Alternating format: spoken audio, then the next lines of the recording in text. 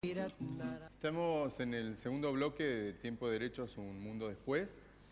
Ustedes recordarán en este año un caso trágico de dos jovencitas que con una muerte dudosa, muy dudosa, Luján y Yanina, que aparecieron, digamos, colgadas debajo de un árbol, y la gran conmoción pública que ese hecho ocasionó. Estamos para hablar de ese tema y reflexionar un poco sobre la justicia en este tipo de casos con el doctor Humberto Vázquez, que Humberto es abogado de una de las familias, en este caso la familia de Luján Peñalba. Humberto, muchas gracias por acompañarnos esta noche.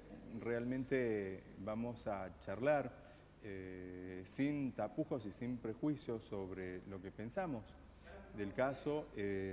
A mí me parece, ¿por qué no le recordamos un poco a la audiencia, en términos generales, cómo se constituyó este caso? Más allá, digo, recordarle, Humberto, porque más allá de todo lo que los medios sembraron, ¿cuál es la verdad jurídica? Sí, bueno, el agradecido soy yo de la invitación. Y bueno, es importante que los medios se interesen por cuestiones que nos interesan a toda la sociedad. Este tipo de hechos no son cuestiones que hay que olvidarlas. La sociedad debe reclamar, de hecho lo hacemos en mi condición de abogado, no solamente lo hago por representar a una familia, sino también lo hago por una cuestión de ser ciudadano. Saber qué es lo que ocurrió. Este hecho trágico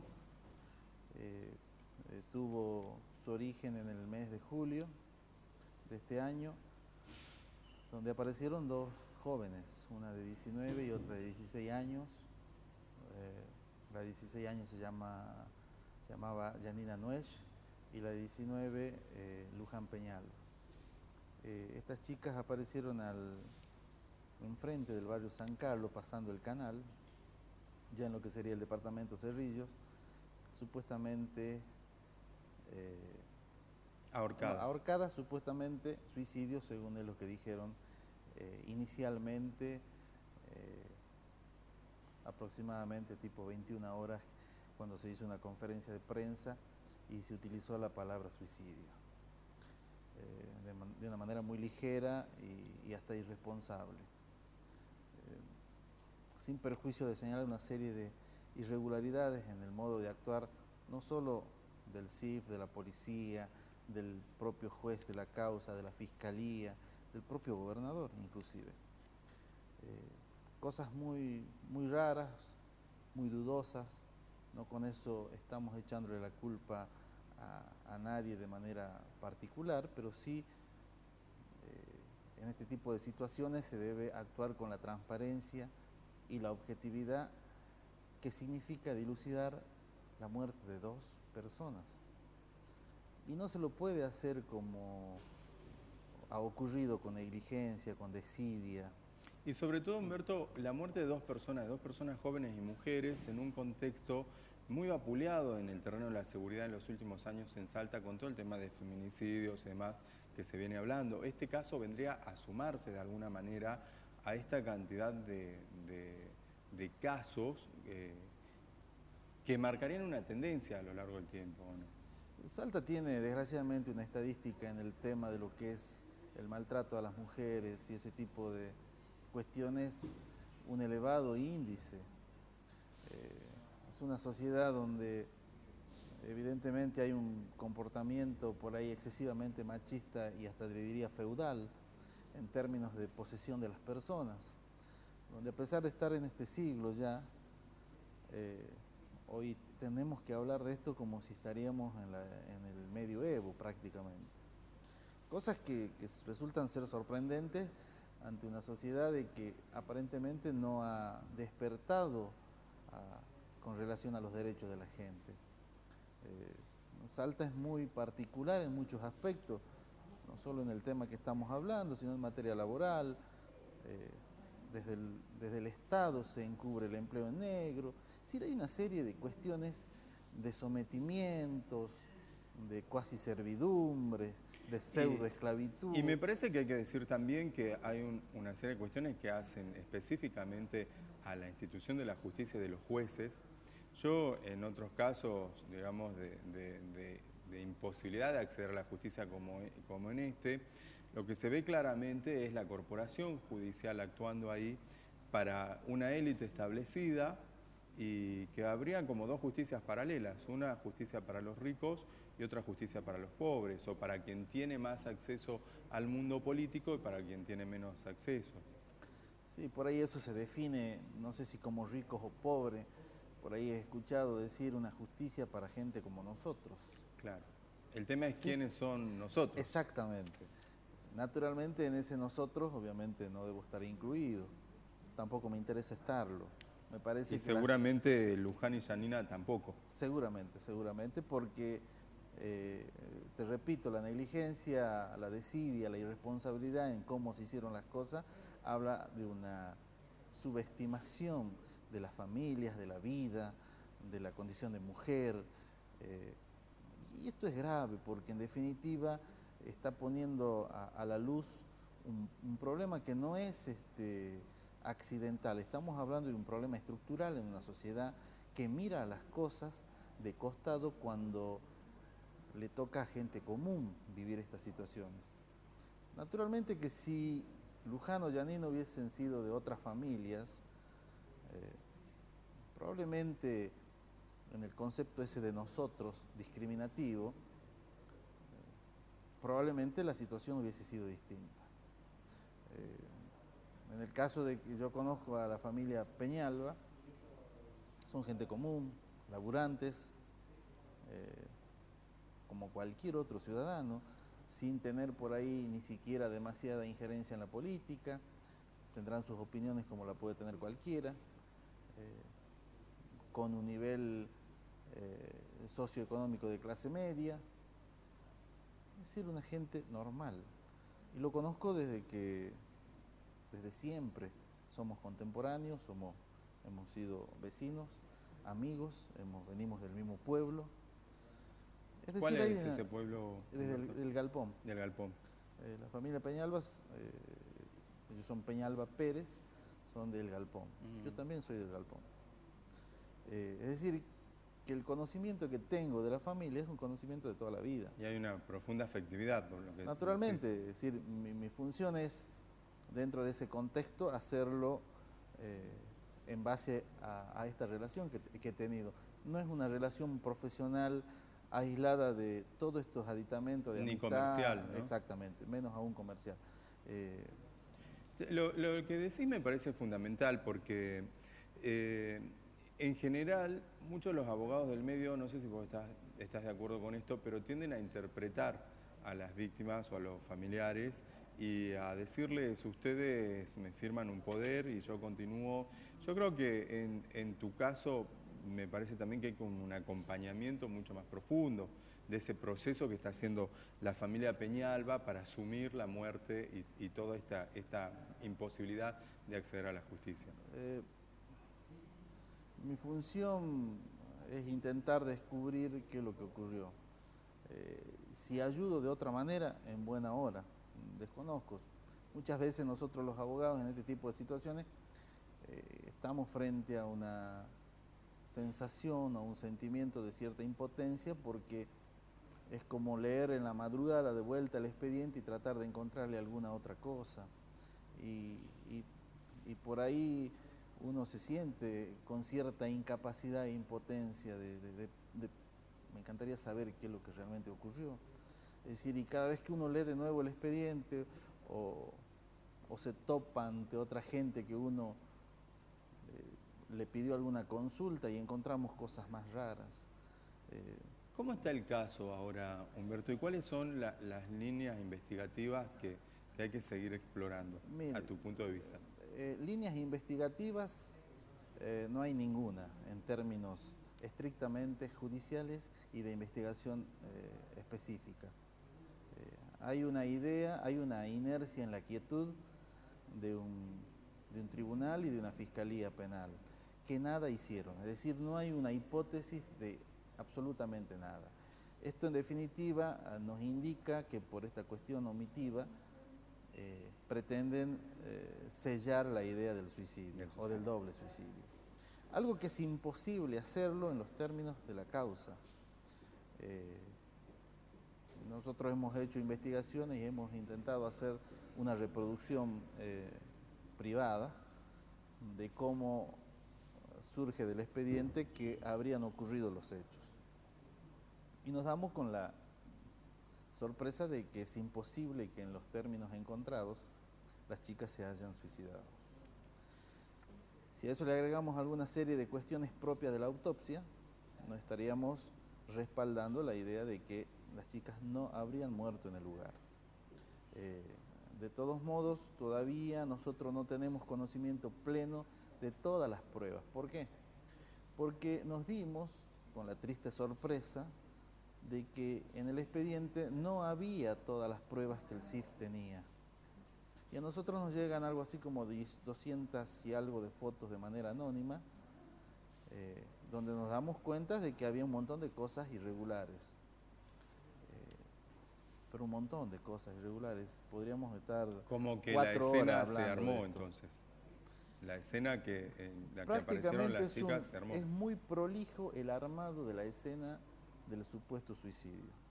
¿Y quién tiene la capacidad para armar escenas del crimen en Salta? Aventuremos un poco. Mire,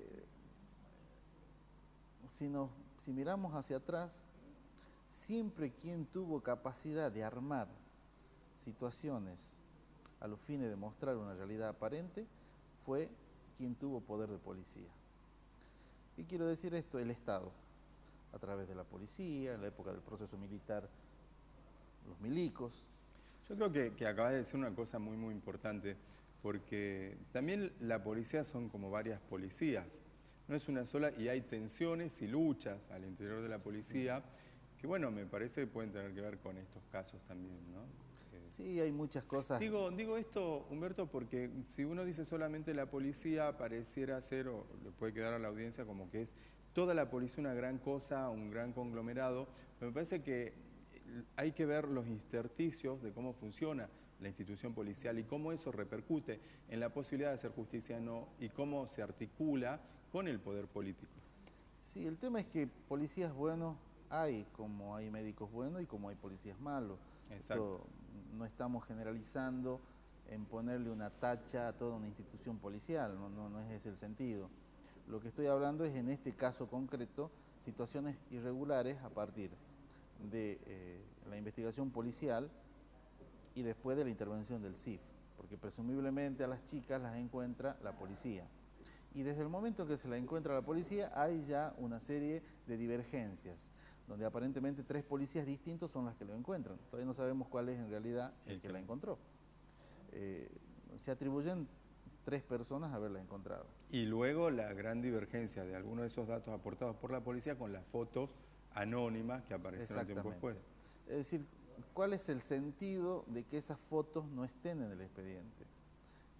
Los procesos penales tienen por particularidad con relación a otro proceso, que es el descubrimiento de la verdad real. ¿Qué quiere decir esto? Que todas las pruebas que surjan de una causa deben estar contenidas en el expediente. A nosotros el juez de la causa nos dijo que se seleccionan las pruebas.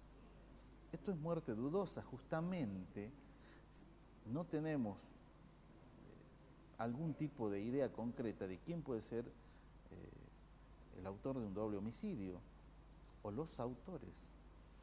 En ese sentido deberían estar todas las pruebas, porque no podemos nosotros hacer un control y ejercer un derecho de defensa en debida forma si no tenemos las pruebas. No soy abogado, pero nunca en mi vida escuché que haya pruebas que se seleccionen y otras que se descarten. Sí, eso dijo el juez de la causa. Por lo menos dudoso.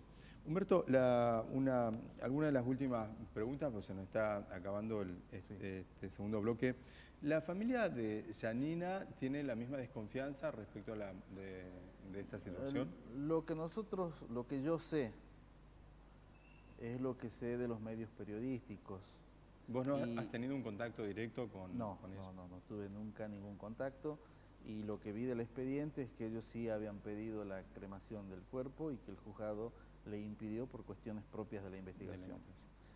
No tengo otra referencia concreta, no hice ningún tipo de actividad investigativa con relación a ello. Sí, obviamente rumores como siempre existen en relación a una serie de cuestiones, pero que no tiene menor sentido por ahí plasmarla porque por ahí es confundir a la opinión pública. Entre todos esos rumores, a mí me impactó algo de ese momento, capaz vos lo puedes aclarar, el por qué la acusación tan directa al novio de una de las chicas, no sé si... Nosotros creemos, y en esta es la hipótesis que manejamos, es que esto tiene su origen la noche anterior, viernes a la noche, donde Luján sale con un muchacho de apellido Fredes, Ezequiel Fredes, y donde por primera vez ella había tenido relaciones sexuales con este muchacho. El contexto de esas relaciones sexuales son las que nos generan algún tipo de duda. ¿Por qué? Porque en la autopsia nos surge una lesión en el introito vaginal, es decir, en la parte baja de la entrada de la vagina, un moretón, que normalmente, y en el 97% de los médicos consultados, especialistas en medicina forense, nos dijeron que siempre ocurre en cuestiones de abuso o de violencia sexual. Esto es lo que nos llama la atención de que en realidad esto debería investigarse horas antes de la desaparición. Luján tenía permiso hasta las 0 horas del día sábado, vuelve a las 2 de la mañana. Entre las 2 de la mañana y las 10 de la mañana, 11 de la mañana del día sábado, hay 28 llamados o intentos de comunicación de este señor Frede con Luján. Alguna cuestión que desconocemos cuál era tanta insistencia entre esa hora. Nosotros creemos que Luján puede haber sido objeto de un abuso sexual y que en definitiva ese era el motivo por el cual ella quería hablar con su padre al mediodía, por la cual iba a ir a almorzar y que nunca llegó. Eso es lo que creemos nosotros que puede ser una de las líneas que se podría investigar. Naturalmente, esto es lo que nosotros pensamos, pero el juzgado naturalmente no comparte en absoluto esto y obviamente nada hace al respecto. Bien, bueno, creo que es un caso complejo, un caso que no está terminado absolutamente para nada, un caso que debe seguirse investigando, como cuántos casos en la justicia salteña que a veces duermen en expedientes eternos, y un caso que va mucho más allá de la propia justicia, que tiene que ver con una demanda, además una demanda social. Me refiero a todo el tema del feminicidio y a todo lo que convulsiona a Salta en los últimos años. Entonces, me parece a mí que hay que seguir trabajando sobre el tema, que la prensa no lo debe olvidar y que los familiares no deben ser dejados en soledad en este pedido de justicia como tantos familiares en Salta y en Argentina cotidianamente, ¿no? Humberto, si querés decirnos una última cosa, estamos casi al final, es tu tiempo para decirle a la audiencia lo que vos quieras. Sí, ya es una apreciación por ahí personal mía con respecto a la justicia. Es decir, la justicia se ha comportado como un apéndice del poder político, y esto es lo grave. Nuestra Constitución habla de república, habla de 3 poderes, y de que esos 3 poderes deben ser independientes. Y nos damos con que hay muchas cosas muy raras y donde el poder político evidentemente se inmiscuye en las cuestiones judiciales. Y yo le decía la vez pasada a un amigo periodista, resulta ser que en determinado gobierno se denuncia a determinados funcionarios y nunca se promueve la acción. Termina ese gobierno y llega otro y justo recién entonces ven que puede haber delito. Y con este nuevo gobierno se hacen denuncias y tampoco hay delito.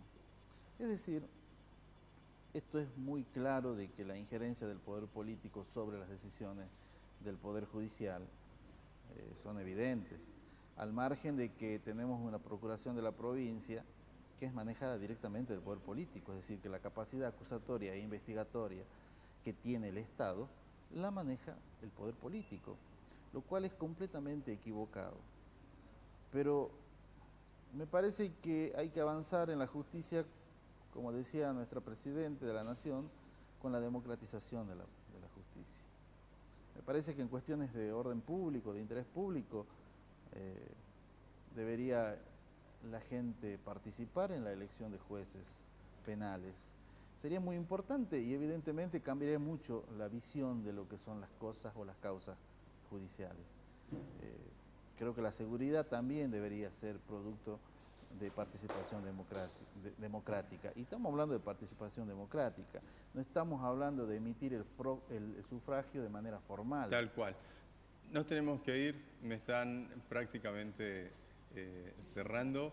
Yo te quiero agradecer y por supuesto que sí, la participación y la demanda de justicia todo el tiempo, y ahí otro día podemos seguir hablando, Humberto, me parece muy interesante, qué papel le cabe al Poder Legislativo sobre esta democratización de la justicia. Muchas gracias por habernos acompañado, gracias por tu actitud militante respecto a estos temas. El agradecido soy yo y realmente es emotivo saber de que hay gente que se interesa por cuestiones que en realidad nos debe interesar a todos los ciudadanos. Y de nuevo, gracias. Bien, vamos entonces al final. Nos vamos a encontrar nuevamente el próximo viernes en este Mundo Después, Tiempo de Derechos.